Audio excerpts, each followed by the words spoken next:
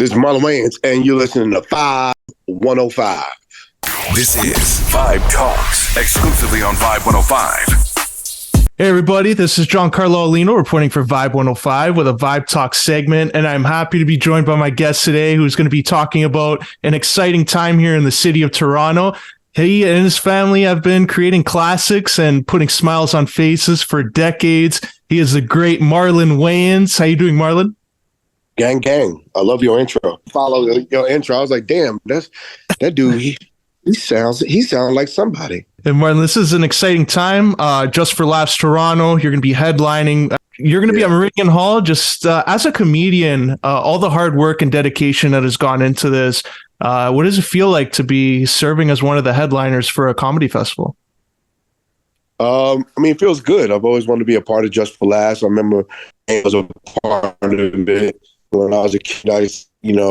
I come with him to some of these festivals, and it's just great to be a part of it and to see my maturation as a comedian.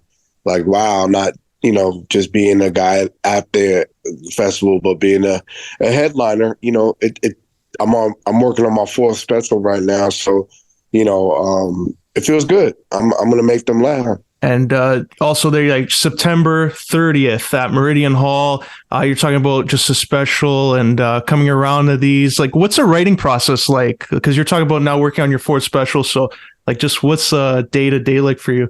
I don't write stand up like write them down. I do my stand up like Jay-Z does a rhyme. It's in my head. I write on a stage, and people don't even know it. Like, Literally, my last two specials, I wrote on a stage. Actually, three of my specials, I wrote anything. I don't write them down.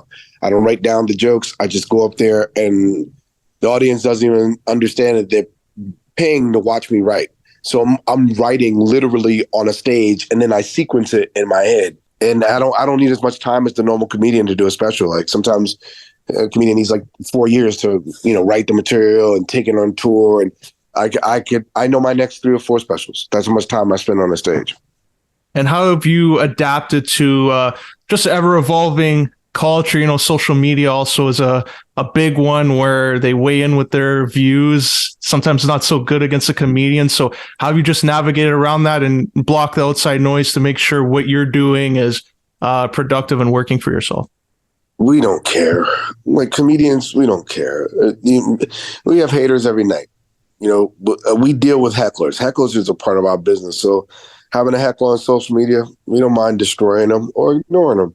It just depends on what we feel like doing, but they're not going to break me. They just make me. A lot of times when I get, I always respond with funny. So I don't take them seriously because I know most of them aren't even real people. Those are like bots from other countries. And, they're trying to take away the one great thing about, America is we have freedom of speech, and I'll continue to honor that till the day I die. And so I don't really care about those people. If they want to laugh, they can have a great time. If they want to listen, they have a great time. If they want to get heckled, I can have a great time doing that. They can have a really bad night. I can throw a microphone at them like Cardi B. And just even being like a comedian like yourself, like I know fans, when they see your specials, they see the finished product, but there's a lot of time and effort, trials and tribulations for yourself. Like, how have you been comfortable as a stand-up comedian throughout the years? I think you just find your different levels, right? When I first started, I was really physical. And then I started learning to sit in the pocket and tell stories. And then I learned to do voices and characters. It's just layers to it, right? So the most important thing to me in being a comedian is being a great storyteller and a great communicator. It's not about being funny. Funny's going to come. That's definitely going to come. But funny with a great story, to me, that's the sweet spot. And just Steven, yourself, coming from a legendary comedy family, like one of your co-stars there, you were on Bel Air, and I got to speak with Eric June Holmes, who spoke highly of your performance, and he also said you come from the royal family of comedy. So is that an added amount of pressure as a comedian when you have to live up to your brothers and all the great work they've done over the years? I think it could be. it's a blessing and a curse, but I think I have enough confidence in my abilities that, I don't let that cast a shadow, right? I think early in my career, there was a lot more pressure. And now I think I've made my own way and I've proven myself. And I'm not concerned with being the best like Wayans. I'm just concerned with being the best. The most important thing to me is that as Marlon, that I become the best version and biggest version of myself. Wayans is already going to be, legend. That's already a legacy. Now I'm trying to make Marlon a legacy as well. And what kind of strategies did you develop over the years to maybe separate yourself and create your own identity as a comedian where, the fan perception, they're going to say, okay, Marlon Wayans, they have an idea going in. So how did you create your own identity as a comedian? Just telling my truth.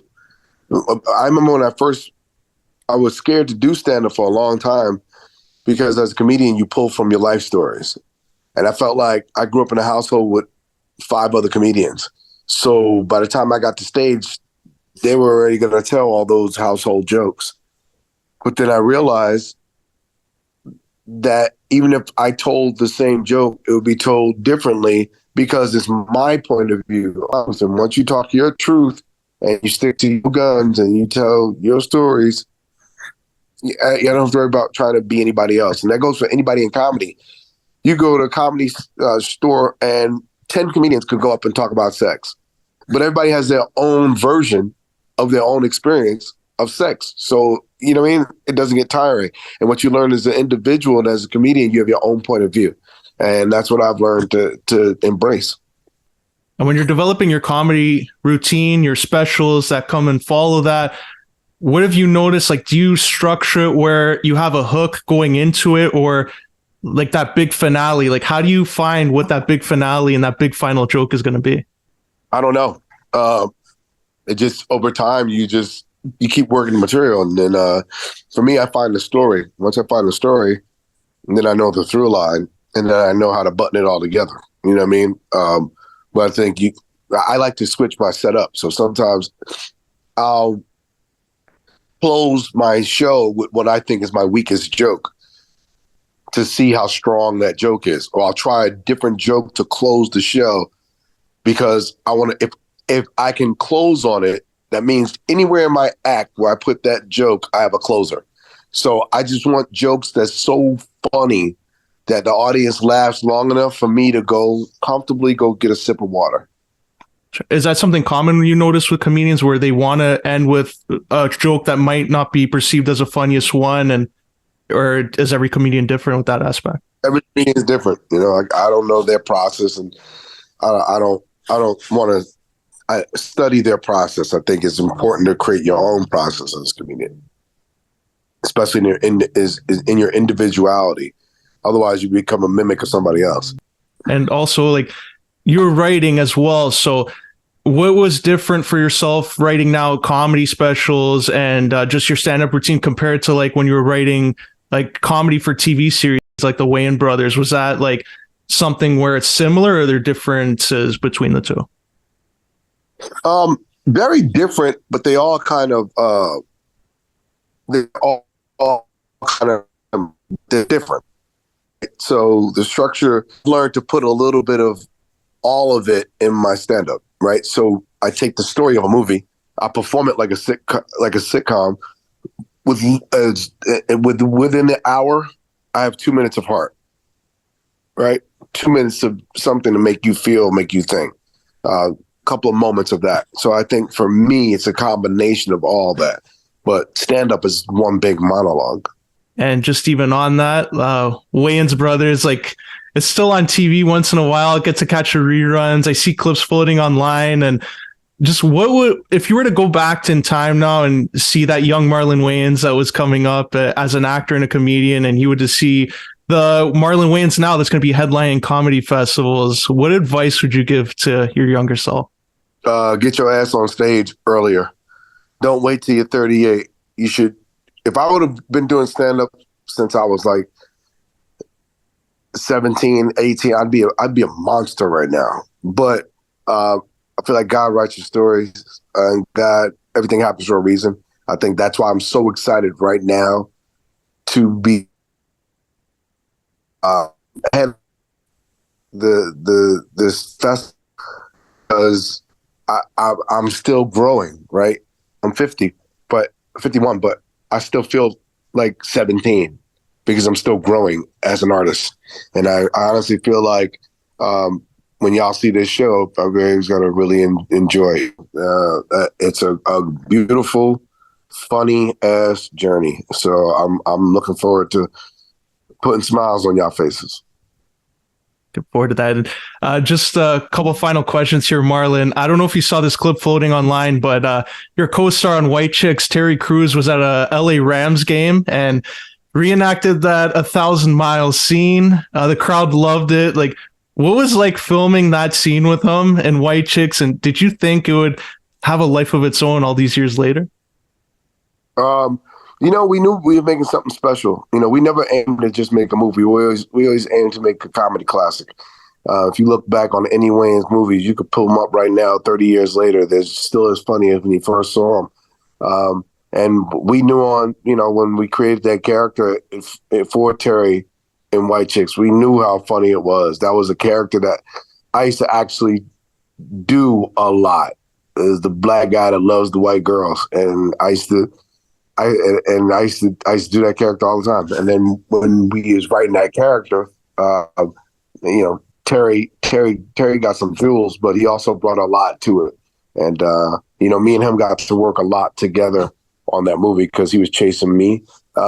So I knew when he was doing it how funny it was going to be. Great to see. And I know you probably get asked this a lot, but with technology, with CGI and all that, would you do a White Chicks too if it meant you didn't have to do all that makeup? If it meant yeah, absolutely, sir. Absolutely. But if I have to sit in 7 hours of makeup again, man, I don't know. But if I could just go to set and put on a dress and they could do the makeup like digitally, go. I'll do White Chicks 2, 3, 4, 5, 6, 7, 8, 9, and 10. White Chick 8. Love to see that. And before we wrap up here, Marlon, you have a lot of dates coming up. So for our listeners and viewers here at Vibe 105, how can they stay up to date with all your upcoming dates and future comedy specials? Go to MarlonWayans.com or hit me on Instagram at Marlon Wayans, X or Twitter or whatever Elon Musk named that weird portal platform. It's at Marlon Wayans, and Snapchat Marlon Wayans. Highly recommend that, and I really appreciate you sharing your time and coming on here on Vibe 105 to talk all about this, and wish you all the best, and hopefully you'll kill it there on September 30th. I better see you at the show. Definitely. Thanks a lot, Marlon. Vibe Talks exclusively on Vibe 105.